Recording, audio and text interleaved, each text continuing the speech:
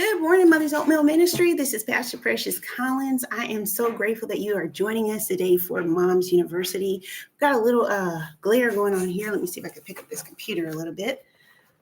But of course, we want all of you here to realize that this is for first-time parents, for parents who just want a refresher on taking care of young children, grandparents who want, to remain helpful in your daughter's life while she's nursing, or all those types of things. And specifically for those who are like me, who are stay-at-home moms but want to become lactation consultants. Maybe you can't afford to take the class, but you are walking by faith and you decided, hey, I'm going to start with reading the book. Okay? And we're going to trust God with what we can't do. We're going to do what we can do.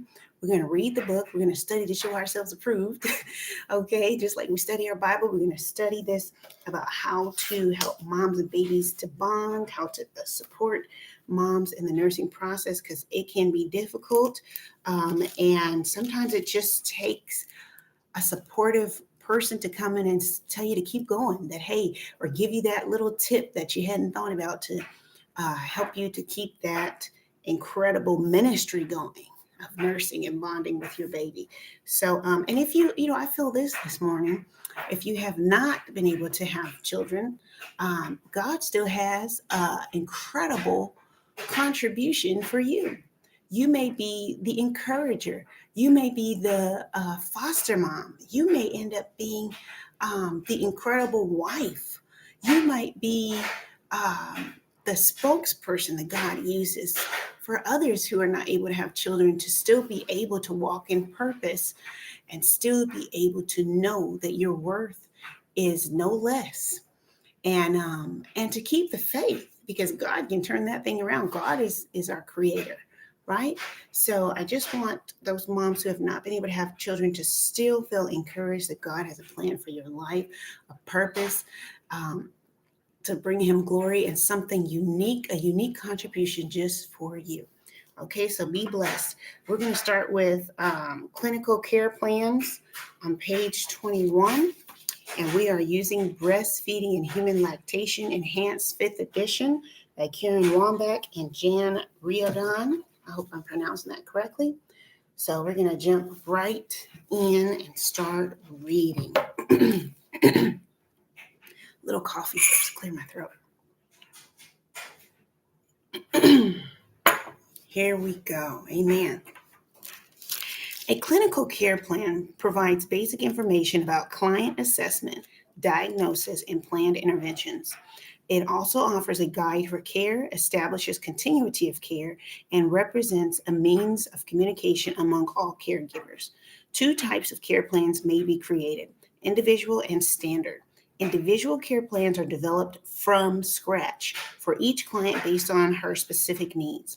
A standard care plan is a pre-printed plan of care for a group of patients within the same diagnosis. Because each standard care plan must be tailored according to the needs of a particular client, they are designed to include space for adding information.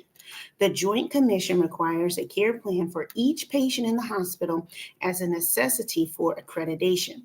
However, the plan of care may be computer generated, be pre-printed, or appear in progress notes or standards of care, American Nurses Association, 1991. Care plans are legal requirements of practice and may also serve as protocols or standards of care. Traditionally, individual care plans are divided into columns. Column headings change over the years to reflect new ideas in nursing, and some column labels are preferred over others. In this text, for instance, the clinical care plans include assessment, interventions, and rationale. Other commonly used labels are problem, evaluation, nursing diagnosis, patient outcomes, nursing action, or simply intervention evaluation. Box 1-6 provides an example of a nursing diagnosis and nursing care plan. A critical care path or clinical path is a commonly used type of care plan in hospitals. These paths, which are abbreviated care plans that focus on the client's length of stay in the hospital, integrate infant feeding into the overall care plan. and it referenced box 1-6. So let's go to that briefly. And at the top, it says County of Orange Healthcare Agency, Field Nursing, Nursing Interventions, Nursing Care Plan. It has a place for the client's name, client's number. It's titled Lactation Consulting -5244, definition, use of an interactive helping process to assist in maintenance of successful breastfeeding. I think that's a great definition for the lactation counseling, use of intervention, helping process to assist in maintenance of successful breastfeeding. And it has several activities on here that are noteworthy as well. They're a little fine print, so let's see.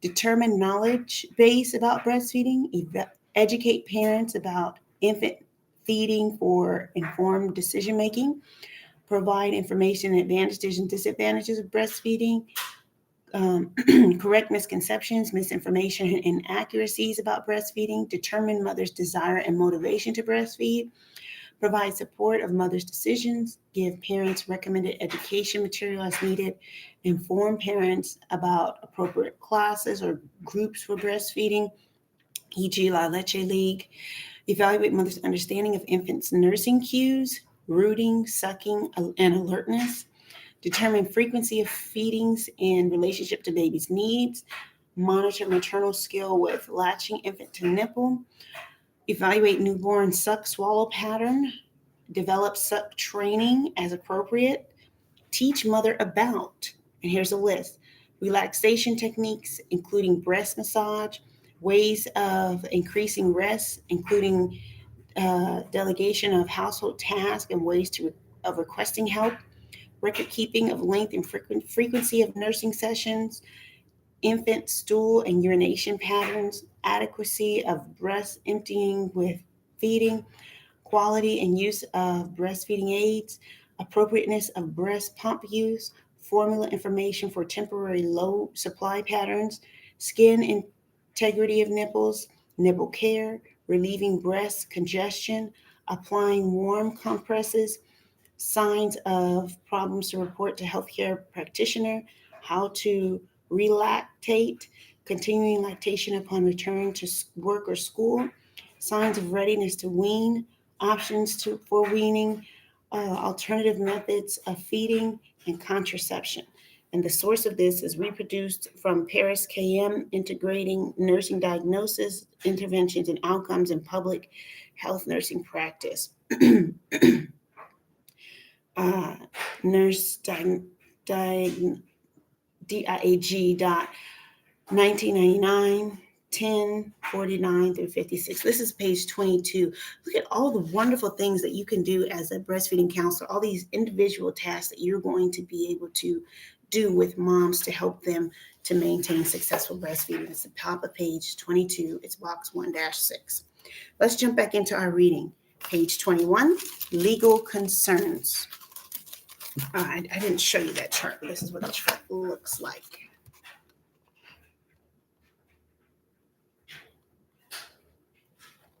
All right, so legal concerns.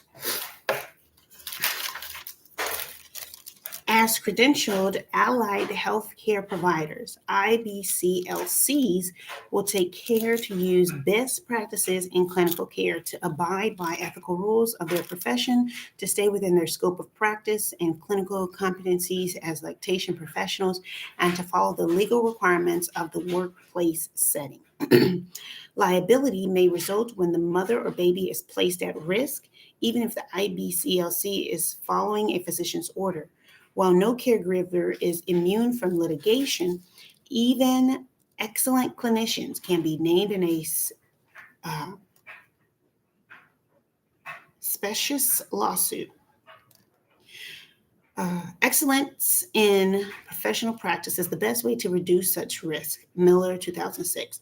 The following guidelines suggest ways to avoid liability. Carry professional liability or malpractice insurance, covering all of your practice settings. If you are named in a suit, the insurance entitles you to legal counsel and advice. I love that. Professional liability insurance, okay? Keep up to date on new research findings and clinical practices. Read current relevant articles, network with respected colleagues, and attend live and online conferences. Use mother centered care with all your patients, clients, meetings with each woman's needs and supporting her choice after she has been offered evidence based information and consultation. People tend to sue healthcare providers when they feel they were not treated with respect and dignity. Thorough documentation as close to the time of the intervention assessment as possible will verify your excellence in care. Document development of the care plan, suggested interventions, and the rationale for doing so. Methodically record updates and revisions to the plan based on follow-up contacts often made by phone. In the newborn period at the hospital or birthing center, a latch and feed by the infant at the breast should be assessed and documented before the mother and baby are discharged. If this has not occurred, the IBCLC should make certain the baby's primary healthcare provider is apprised of the situation. The mother and baby may be allowed to stay a day or two longer. If not, the discharge care plan should describe how the mother can know when breastfeeding is going well and how she can access support and expert care if she is unsure of its effectiveness. Immediate follow-up care by the IBCLC might include a daily phone call, helping the mother to schedule an early visit to the baby's physician, or an outpatient consult or home visit, or all three. Refer to someone else if the situation calls for expertise you don't have in special situations. People tend to become disenchanted with their healthcare providers and are more likely to sue not because of clinical actions, but rather because the patient client felt uninformed, ignored, or rudely treated. Therefore, the most effective protection against such actions is establishing client clinical rapport and forging a mutually respectful relationship. Miller, 2006. The lactation specialist's pattern of practice should seek to avoid causing the mother, the baby, or other member of the client's family any emotional distress as a result of words said, reports written, and other actions taken. Excuse me. I'm so sorry, y'all. Okay, a clearly written, detailed record of the healthcare provider's actions, initial recommendations, and follow-up assistance is one of the most effective ways of avoiding legal scrutiny. Well-written, complete reports will allow the other healthcare providers in your community to become familiar with your standards of excellence. Information that is sent in a timely and professional manner may lead to future client-patient referrals to the IBCLC.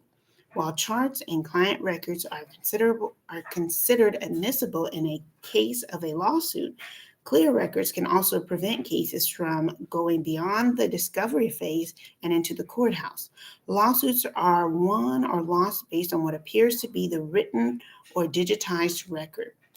The IBCLC who works in the doctor's office, clinic, or hospital may be considered an employee who is covered in an umbrella professional liability policy for the office institution. The IBCLC is in private practice must obtain her own insurance coverage.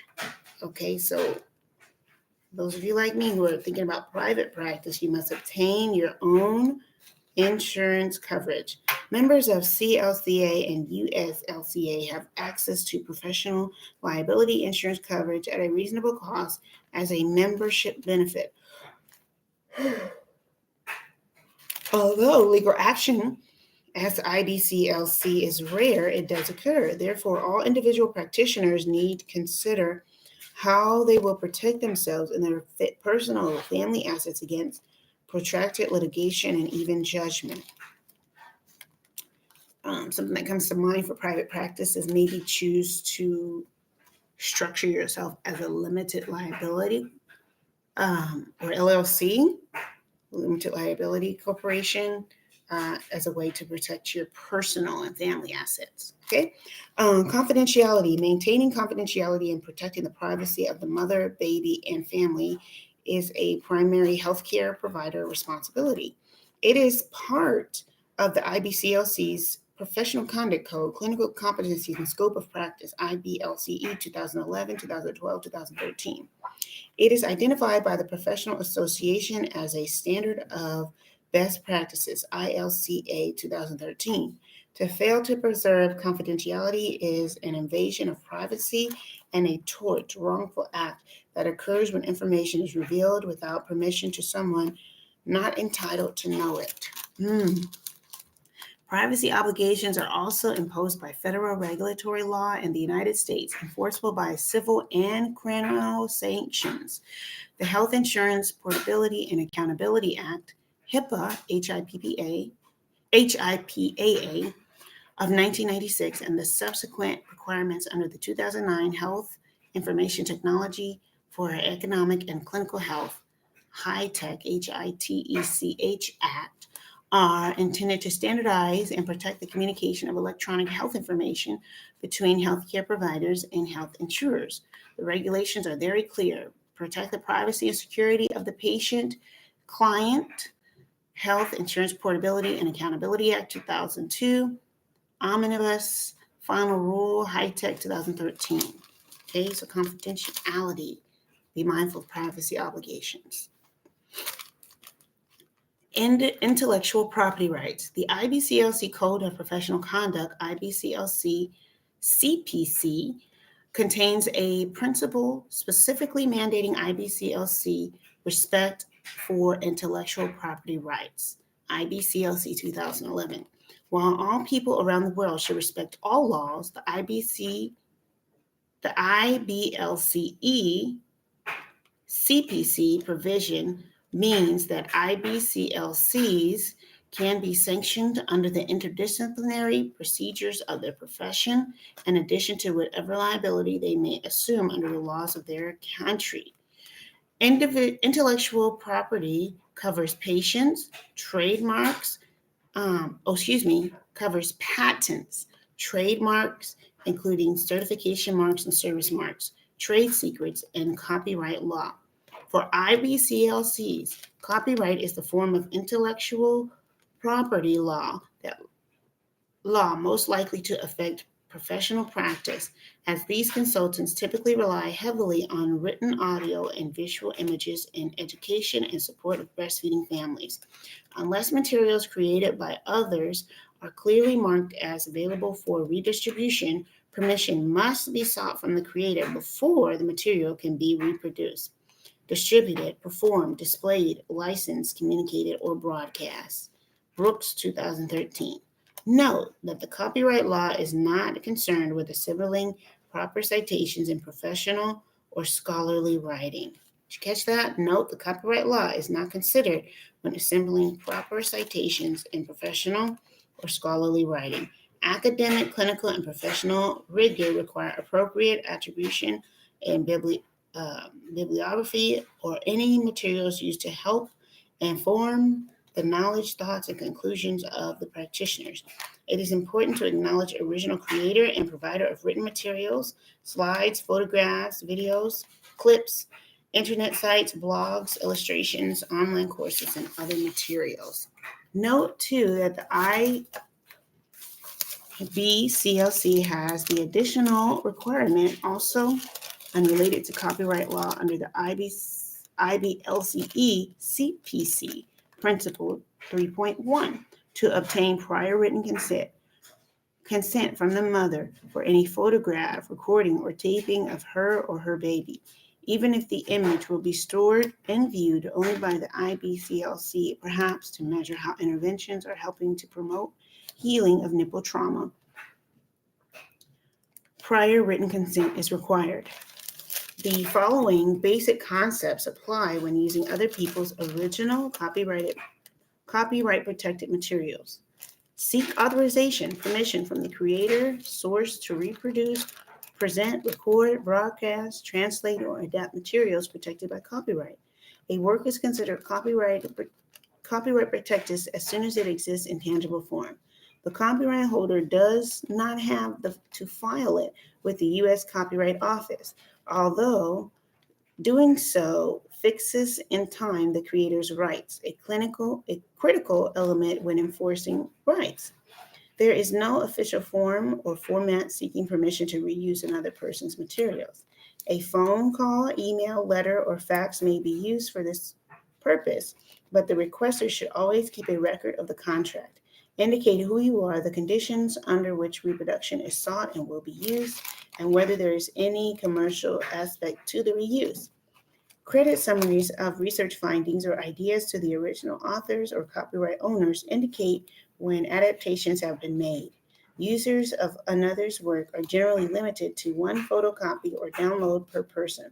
Making several copies, even for educational and non-commercial purposes, is not allowed. Quote directly from original source, citing the exact page or paragraph where the quote is found. Use the citation style required for your workplace or academic institution. Often a quotation or 5 or fewer typewritten lines should be enclosed in quotation marks followed by a reference. Some styles require quotation of lengthier material to be indented in addition to having adequate citation. U.S. Copyright Office 2012. Legal issues for IBCLCs are discussed generally by Priscilla Borman, 2013, in Core Curriculum for Lactation Consultant Practice. Third edition by Elizabeth Brooks, 2013, in Legal and Ethical Issues for the IBCLC. Ethics. Ethical decisions are routine, inherent part of lactation practice. Legal requirements for the IBCLC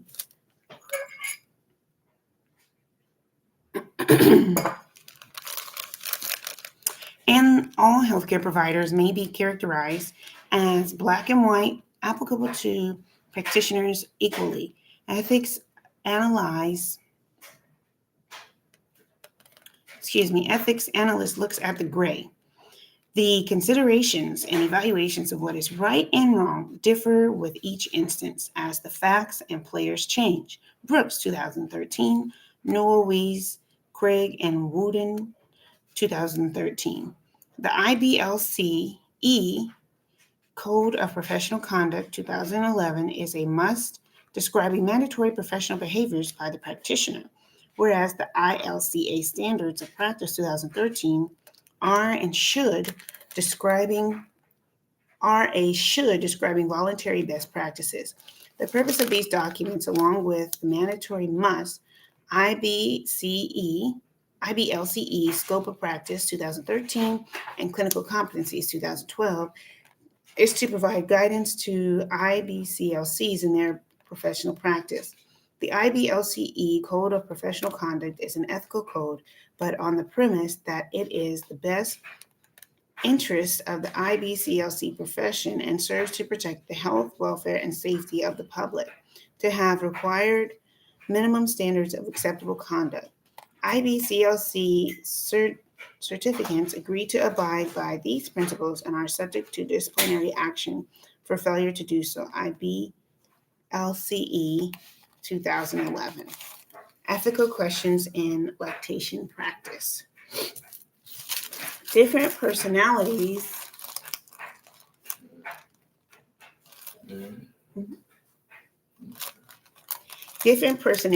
ethical obligations, and value systems may come into play in the LC's practice, complicating judgment or limiting neutrality. Many times there is no clear right or wrong course of action in trying to resolve ethical dilemmas. Consider the following issues: whether to attend a continuing education lunch sponsored and paid for by a formula company. Attendees may also receive other free products. All right.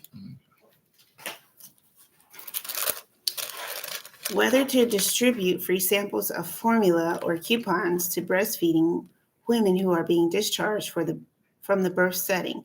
Do IBCLCs employed at the faculty have a right to refuse to distribute these items? Whether to file a complaint against a colleague who transferred client files out of the health agency without prior consent, thereby failing to protect privacy and security under HIPAA high-tech regulations.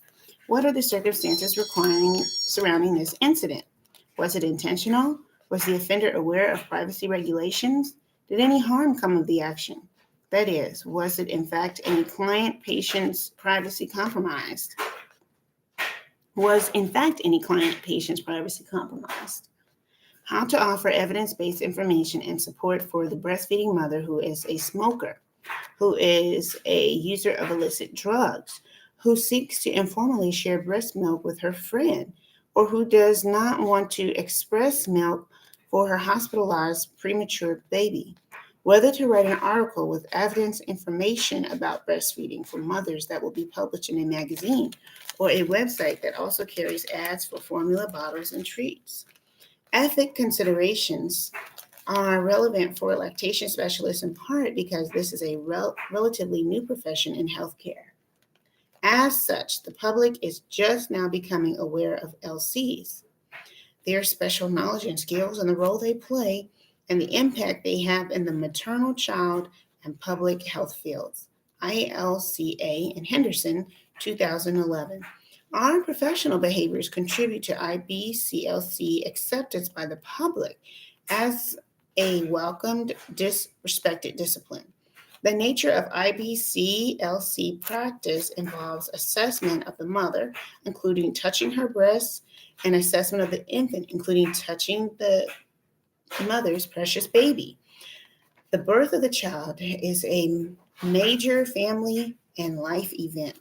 The circumstances surrounding it will be remembered for good or ill by the mother and her family for years to come. Further, a mother is emotionally vulnerable during and after childbirth. The IBCLC holds a place of great privilege and honor to be welcomed into this close circle of family members celebrating a birth and struggling perhaps with normal concerns of parenthood. Technologies used in lactation practice have expanded dramatically in the last quarter century. New families need guidance free from conflict or interest on the part of the healthcare provider as to the appropriate use of such devices. International Code of Marketing of Breast Milk Substitutes. We're on page 25. International Code of Marketing of Breast Milk Substitutes. Okay. WHO code. Predating the IBCLC profession and the IBLCE examination, WHO's 1981 International Code of Marketing of Breast Milk Substitutes, in conjunction with the 18 relevant World Health Assembly resolutions passed since WHO and UNICEF 2009, is a model policy against predatory marketing practices that could reduce optimal breastfeeding by mothers and children worldwide. It recognizes the public health imperative of breastfeeding promotion and support. It seeks to limit commercial marketing of infant formula, bottles, teats called bottle nipples in the United States, and baby foods or juices meant to replace breastfeeding at the breast. Sales and purchases of those products are allowed. For the IBCLC or any other healthcare provider, the principles of the WHO code can be easily met and supported, regardless of the status of legislative enactment in one's country. The practitioner should refuse any gifts, samples, or other financial inducements from product marketers.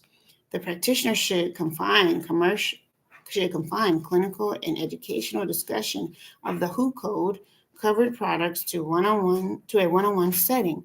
The practitioner should avoid the professional conflict of interest inherent in the use of pens, handouts, lanyards, tote bags, coffee mugs, and other gadget bearing the logos and brand of any commercial product manufacturer. The healthcare provider markets good health, commercial vendors market products. Brooks, 2013, International Baby Food Action Network, IFRAN, and International Code of Documentation, Century, 2009. Moral and ethical dilemmas. We're at the top, page 26. Moral and ethical dilemmas can be subtle and complex and are intertwined in some situations. Often they entail simply a feeling that something is not quite right about a situation that is uneasy. Sorry, my dryer's going off. 1 second.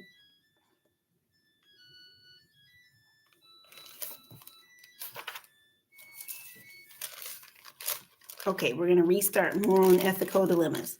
Moral and ethical issues can be subtle and complex and are intertwined in some situations. Often they entail simply a feeling that something is not quite right about a situation, and this uneasy feeling lasts for a long time.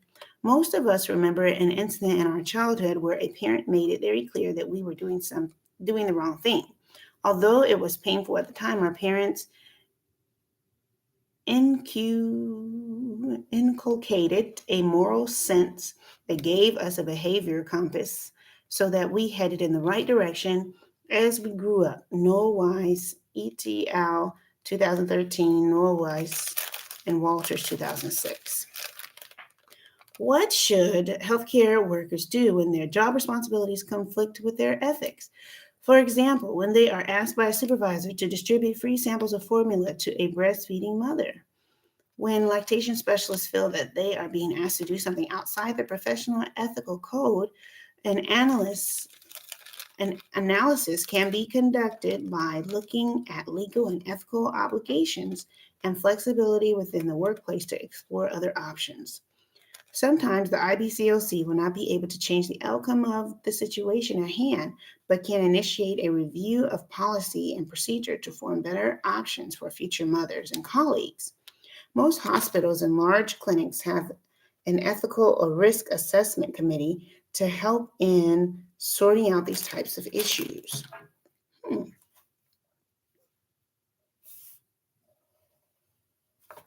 The committee may hold a forum for interdisciplinary review where discussion of the dilemma and answers to questions are addressed. Principles of bioethics. Ethics is the brand of philosophy that structures morality. Morality concerns choosing actions perceived to be right or wrong, and bioethics is the study of ethics in healthcare. Noah Weiss, ETAL 2013. Major principles of bioethics include the following: Paola, Walker, and Nixon 2010. Autonomy, beneficence, non-malfeasance, justice. Autonomy. The principle of personal autonomy refers to self-governance. It is respect for self-determination and freedom to make one's own decisions. Example, autonomy includes the mother's right to choose whether to follow a treatment suggestion or to refuse treatment or care plan options. Autonomy fits well with caring for breastfeeding families because we know so much about the advantages of breastfeeding that it is difficult for us sometimes to stand back and accept the well-informed mother who decides to supplement her baby when she goes back to work, even after we suggest ways she can exclusively breastfeed in this situation. Autonomy for the patient requires the IBCLC to recognize and appreciate the client and family's value choices. I think this is pronounced beneficence. I'm not sure, but it's BENEFICENCE.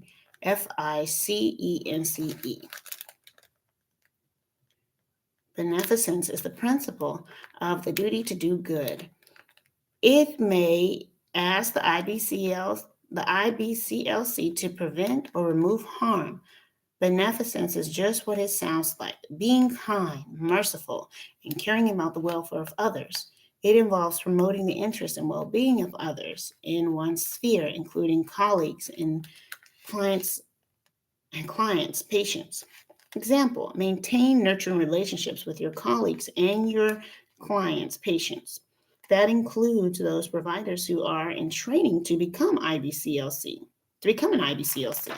Critical comments and gossip about other colleagues' skills do not promote a spirit of collaboration, care by the healthcare team. I'm sorry, let's reread that. Clinical comments and gossip about other colleagues' skills do not promote a spirit of collaborative care by the healthcare team. Such behavior can undermine the confidence of the mother if she thinks the IBCLC has no trust in the abilities of other caregivers. Non-malfeasance. Non-malfeasance is the duty to do no harm and underlines the medical maxim, above all, first do no harm. Palawa, ETAL 2010, page 52. It must be balanced with the principles of beneficence. Example, giving an injection to a patient causes the harm of pain, but if it delivers medicine to cure the disease, it is justifiable. The rare mother who must take a powerful medication that is contradicted during lactation can be counseled by the IBCLC about preventing harm to the baby through her breast milk, or by discussing options to maintain lactation until the medication is no longer in the mother's bloodstream. Justice. Justice speaks to the principles of fairness and how social benefits and burdens should be distributed. Example. Oh, Makai is up, y'all. We got to wrap this up. Is the need for skilled expertise of an affluent breastfeeding mother who can access private individualized care because she can afford to pay the IBCLC on an out-of-hand basis without regard to her health insurance coverage any greater than of the mother who must rely solely on our healthcare insurance benefits, or the mother who with no insurance at all? Okay, we're going to stop right there. And when we come back, we'll start on page 27, IBLCE Ethics and Discipline Committee. Thank you for joining us for Moms University. This is a forum for first-time parents as well as those who want to become lactation consultants. We thank you for being members of Mother's Oatmeal Ministry, and we encourage you to go to mothersoatmealministry.com to learn more about upcoming events, to support our ministry by becoming a financial partner, or to just ask for prayer or be connected to our community. We appreciate you. Have a wonderful day.